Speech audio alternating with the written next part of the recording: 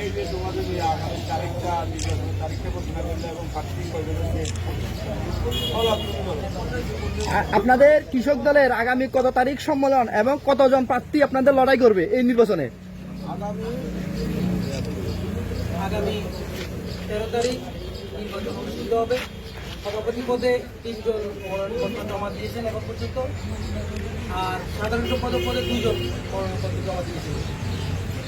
আগামী 2 তারিখ মানে পরশুদিন ফর্মগুলো যাচাই বাছাই হবে, তারপর প্রতীক বরাদ্দ হবে, এরপর নির্বাচন পরিচালনা করবে 13 তারিখ নির্বাচন অনুষ্ঠিত হবে।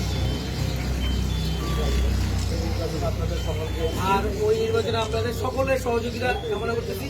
আর আপনাদের উদ্দেশ্যে আমাদের এমপি মহোদয় অল্প কিছু বলবেন। না, একটু আপনি যেহেতু উপস্থিত আছেন, আপনি যারা কাউন্সিলর ভোট দিবে বা যারা ভোট নিবে তাদের উদ্দেশ্যে কিছু বলেন, তারা যাতে প্রার্থীরা যাতে ভোটারদের ধারে ধারে গিয়ে ভোটগুলো খুঁজে। বিসমিল্লাহির রহমানির রহিম। আমি সর্বপ্রথম মহান রাব্বুল আলামিনের দরবার শুকরিয়া জ্ঞাপন করছি। কৃষক দলের এই কাউন্সিলকে কেন্দ্র করে আমাদের কৃষক দলের নেতৃবৃন্দ সকল ইউনিয়নের নেতাকর্মীদের মধ্যে যে উৎসবের আমল দেখা যাচ্ছে, আমি এই নির্বাচন কমিশনকে নির্বাচনী কার্যক্রম করে আজকে পর্যায়ে নিয়ে আসার জন্য আমি ধন্যবাদ জানাচ্ছি। এবং তারা এই নির্বাচনে অংশগ্রহণ করে কৃষক দলের কাউন্সিলরদের ভোট প্রয়োগের অধিকার নিশ্চিত করেছে, সেই সকল প্রার্থীদেরকেও আমি ধন্যবাদ জানাচ্ছি। আমার ব্যক্তিগত পক্ষ থেকে আন্তরিক অভিনন্দন এবং শুভেচ্ছা জানাচ্ছি। ইনশাআল্লাহ একটি সুন্দর উৎসবমুখর পরিবেশে কৃষক দলের প্রায় 1000 ভোটার ভোট প্রদান করে তারা তাদের সাংগঠনিক অভিভাবক নির্বাচিত করবে।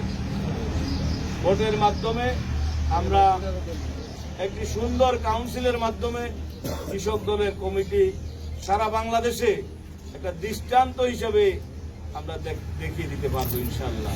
ইতিমধ্যে কেন্দ্রীয় নেতৃবৃন্দ আপনাদের এই সম্মেলনের দিকে তারা দৃষ্টি রাখছে, তারা খোঁজ খবর নিচ্ছেন, ফলো আপ করছেন।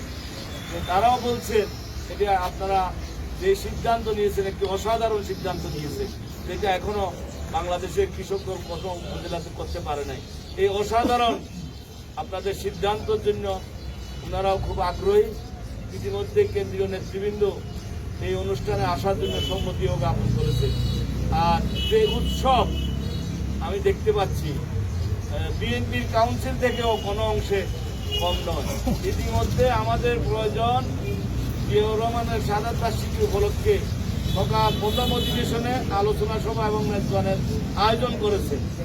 সেই মেজবানে আমাদের প্রয়োজনের চেয়ে অতিরিক্ত মাংসের বরাদ্দ ইতিমধ্যে ঘোষণা করে ফেলছেন কৃষক দলের নেতৃত্ব, এবং খরচের জন্য পর্যাপ্ত পরিমাণ একটা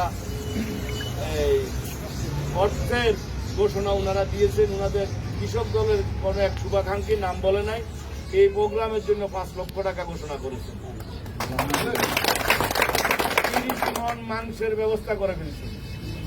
হয়তো আমাদের 15 মণ হইলেও যথেষ্ট, 30 মণ মাংসের ঘোষণা করেছেন। কিরকম উৎসব মুখর হবে বুঝতেছেন। এটা একটা বিএনপির বিকল্প কৃষক দলে মিরসরাইতে ইনশাল্লাহ প্রতিষ্ঠিত হবে।